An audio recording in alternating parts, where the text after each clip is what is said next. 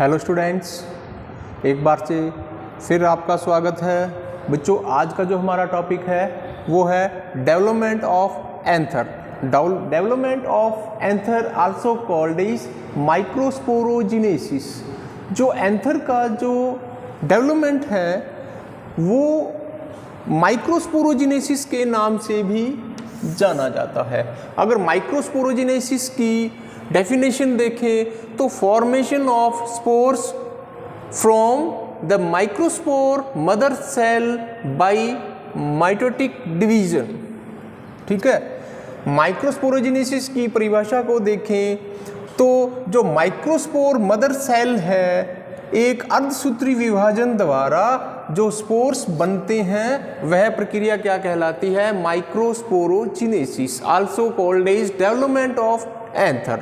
ठीक है, तो डेवलपमेंट ऑफ एंथर में देखें कि सबसे इनिशियल स्टेज में क्या होता है कि जो सेल्स हैं वे क्या होती हैं? अनडिफरेंशिएट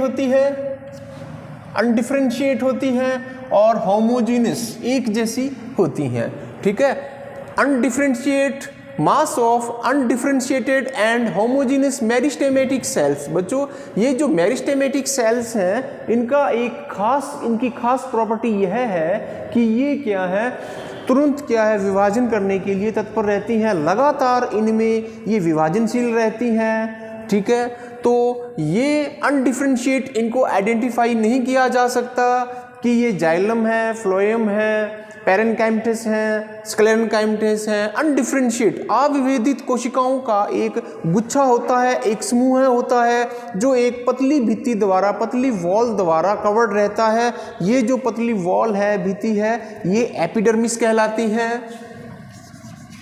क्या कहलाती है? एपिडर्मिस कहलाती है।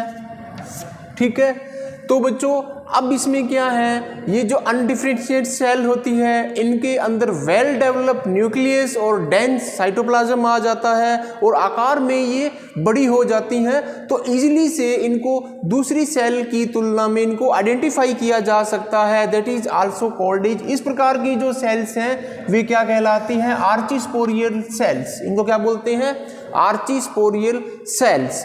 अब बच्चों, ये जो आर्चिस्पोरियल सेल्स हैं ये पेरिक्नाइल डिवीजन यानी परिणतिक विभाजन द्वारा विभाजित होकर दो प्रकार की सेल्स की फॉर्मेशन करती हैं। आर्चिस्पोरियल सेल्स पेरिक्नाइल डिवीजन द्वारा दो प्रकार की सेल्स की फॉर्मेशन करती हैं। बाहर की तरफ यानी जस्ट एपिडर्मिस के नीचे प्राइमरी पेरिएटल सेल्स की फॉर्मेशन करती हैं और सेंटर की तरफ, बिल्कुल केंद्रीय भाग की तरफ, प्राइमरी स्पोरोजिनस सेल्स का निर्माण करती हैं। ठीक है, तो बच्चों, जो प्राइमरी पेरिएटल सेल्स यानी प्राथमिक भित्ति कोशिकाएं जो होती हैं वे आगे विभिन्न प्रकार के डिवीजन करके जो एंथर की वॉल है, भित्ति है, उसकी फॉर्मेशन करती हैं। तो प्राइमरी पेरिएटल जो सेल्स हैं इनमें अनेक प्रकार के पेरिक्नाइनल और एंटीक्नाइनल डिवीजन होते हैं, जिसके फलस्वरूप ये बाहर की तरफ आउटर मोस्ट लेयर एंडोथीसियम की फॉर्मेशन करती हैं, उसके बाद फिर मिडिल लेयर की फॉर्मेशन करती हैं जो कि इफिमरेल होती हैं, और सबसे अंदर वाली जो लेयर है टेपिटम लेयर यानी न्यूट्रिटिव लेयर की फॉर्मेशन करती हैं। तो सबसे बाहर की तरफ जो लेयर होती हैं वो एपिडर्मिस होती हैं और एपिडर्मिस के जस्ट नीचे एंडोथीसियम की लेयर होती है और एंडोथीसियम के नीचे मिडिल लेयर और मिडिल लेयर के नीचे टेपिटम लेयर, जिसको न्यूट्रिटिव लेयर भी अपने बोलते हैं। ठीक है, तो इस प्रकार इसकी वॉल, कंप्लीट वॉल की फॉर्मेशन हो जाती है।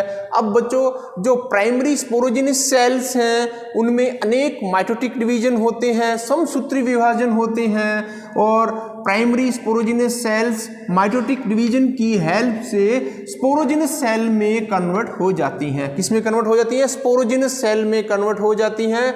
स्पोरोजिनस सेल्स यहाँ पर माइक्रोस्पोर मदर सेल के रूप में काम करना स्टार्ट कर देती हैं। शॉर्टकट में इनको MMC के नाम से भी जानते हैं। बच्चों, माइक्रोस्पोर मदर सेल हैं, अब इनमें एक म्यूटिक यानी अर्धसूत्री विभाजन होगा, म्योसिस डिवीजन होगा और एक माइक्रोस्पोर मदर सेल से 4 हैप्लॉइड माइक्रोस्पोर की फॉर्मेशन होती है। एक माइक्रोस्पोर मदर सेल से 4 हैप्लॉइड माइक्रोस्पोर की फॉर्मेशन होती है। ये देखो, ठीक है। माइक्रोस्पोर मदर सेल में जब मियोसिस होगा, अर्धसूत्री विभाजन होगा, तो एक माइक्रोस्पोर मदर सेल से 4 आगुणित हैप्लॉइड माइक्रोस्पोर की फॉर्मेशन होती है। तो बच्चों इस प्रकार माइक्रोस्पोर मदर सेल से मियोसिस डिवीजन के द्वारा हैप्लॉइड माइक्रोस्पोर्स का बनना ही क्या कहलाता है? माइक्रोस्पोरोजिनेसिस, या इसको अपने क्या बोलते हैं? Development of anther. तो ये आपके सामने है डेवलपमेंट ऑफ एंथर या माइक्रोस्पोरोजिनेसिस।